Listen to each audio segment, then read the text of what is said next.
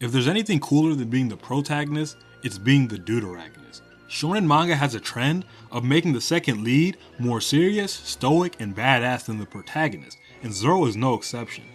These deuteragonists often build up their own cult followings, which sometimes even surpasses their protagonist. And while Zoro definitely has his own cult following, being the second most popular character in One Piece, the hype I see for Zoro's character is almost always about his strength, and I almost never see anything about his character writing.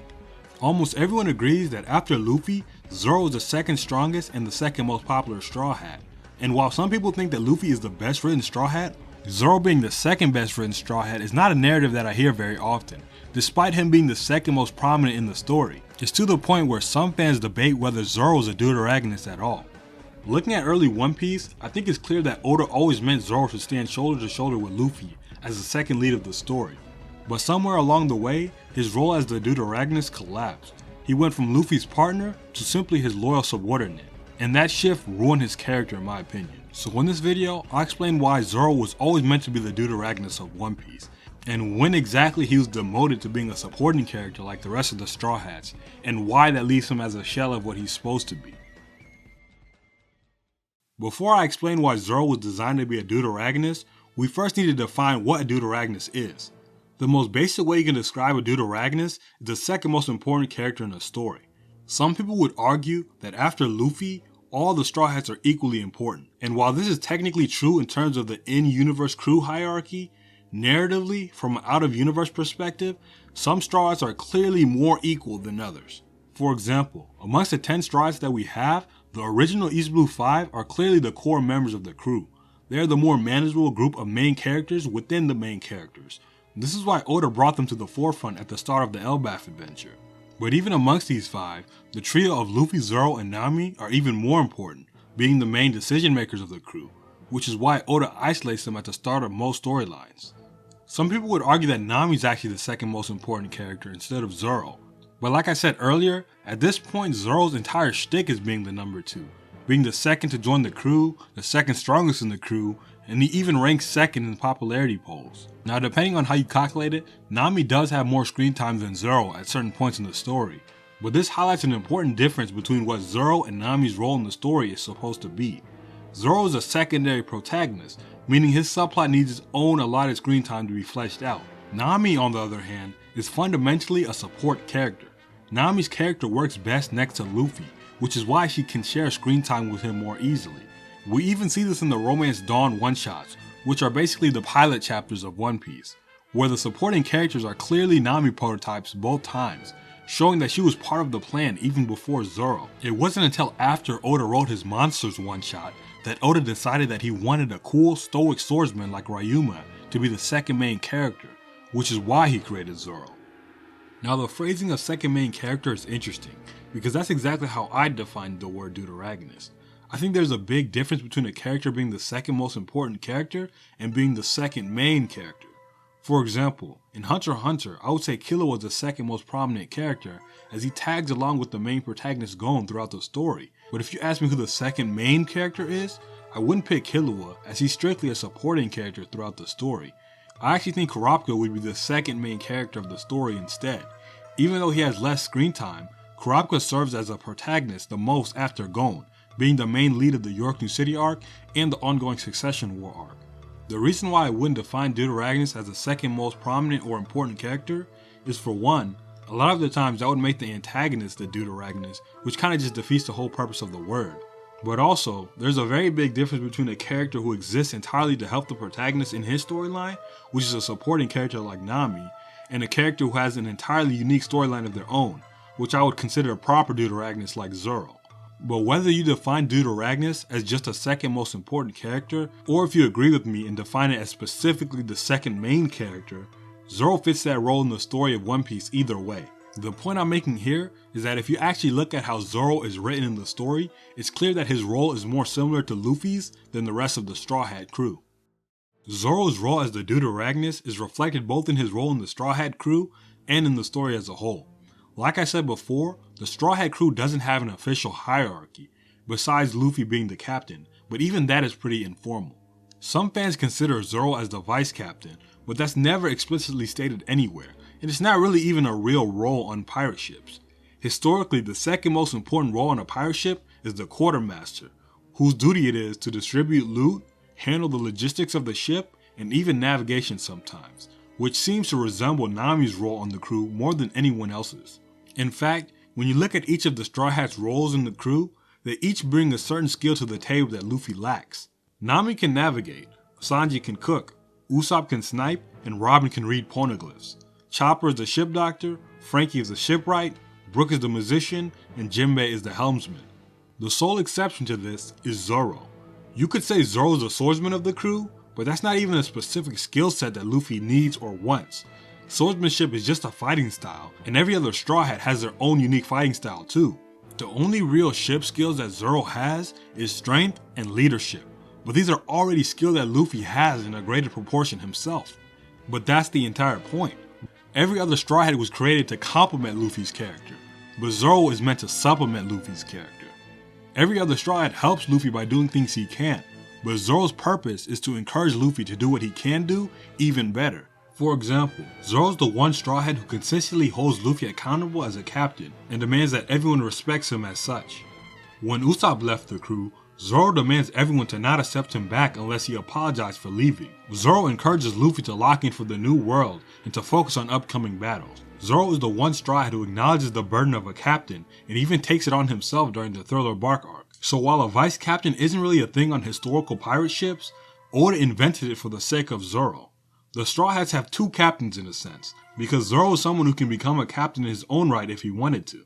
And we see throughout the series that many characters have either mistaken Zoro as the captain of the Straw Hats or wondered why he doesn't have his own crew. This is partially due to his strength, as in One Piece, the captain is always the strongest member of the crew. Historically, a captain's main duty on a pirate ship is to lead his crew into battle. And in One Piece, the strength of a crew is mostly determined by the strength and abilities of individuals. So it makes sense that after Luffy, the next strongest is the one who leads the crew. So after Zoro, it would be Sanji, and then after Sanji, it's Jinbei. But Sanji and Jinbei are never mistaken to be the captain like Zoro is, and that's because they're lacking a certain trait. Even Jinbei, who is the captain of the Sun Pirates, a warlord crew, lacks a certain trait that makes a crew truly top tier, and that is the disposition of a king. As we progress in the story, Haki has become more and more important, not just in winning fights, but in its narrative significance. Conqueror's Haki in particular, in its advanced form, has been the prerequisite to be in the top tier of strength in One Piece. So it's almost essential for a crew's captain to be a conqueror, to be a top tier crew. But Conqueror's Haki is based specifically on having kingly ambitions, and the desire to be the best in your field. While every Straw Hat has their own dreams they want to achieve, before Luffy came around, most of them didn't even have the initiative to go out to sea to pursue them. They all had dreams, but lacked ambition, all except Luffy and Zoro, who had already set out to achieve their dreams. Even Sanji was baffled when Zoro risked his life for the sake of his dream, which is a clear indication that Sanji isn't a conqueror at heart, at least as it stands for now. While Luffy, Zoro, and Sanji as the monster trio are the three strongest Straw Hats and the leader of the crew in that order, only Luffy and Zoro has what it takes to lead a top tier crew. This is why Luffy, Zoro, and Nami are the main trio. Nami is the first supporting character, while Zoro is the second protagonist. Nami is Luffy's voice of reason, in contrast to Zoro, who speaks to Luffy's ambition and honor. Zoro and Nami are supposed to be two opposite forces that balance each other when it comes to decision making. Nami encourages Luffy to follow the safe and pragmatic path, which is necessary since Luffy lacks common sense. But Zoro encourages Luffy to act boldly and take risks, which is necessary for both of them if they want to achieve their dreams. Think about it, we never get to see any progress of Nami, Sanji, or any of the other Straw Hats' dreams, but the entire Baratie storyline paused to accommodate Zoro's dream when Mihawk first appeared. This is because One Piece follows two journeys of its two main characters, protagonist and deuteragonist, Luffy and Zoro. Early on in the story, it seemed as if Zoro stood shoulder to shoulder with Luffy, especially when it came to strength. Zoro is actually the one who took down the villain of the very first arc of the series, Axe-Hand Morgan, making him the only other character other than Luffy to beat the main villain. It's also consistently implied that Zoro could also defeat Luffy's opponents in the East Blue, like Arlong for example, if he wasn't already injured or preoccupied with their subordinate.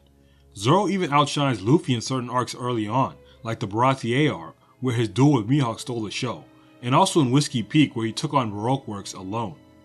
The way Zoro was written at this point in time is as if he could be the protagonist of the story if it weren't for Luffy already taking that role.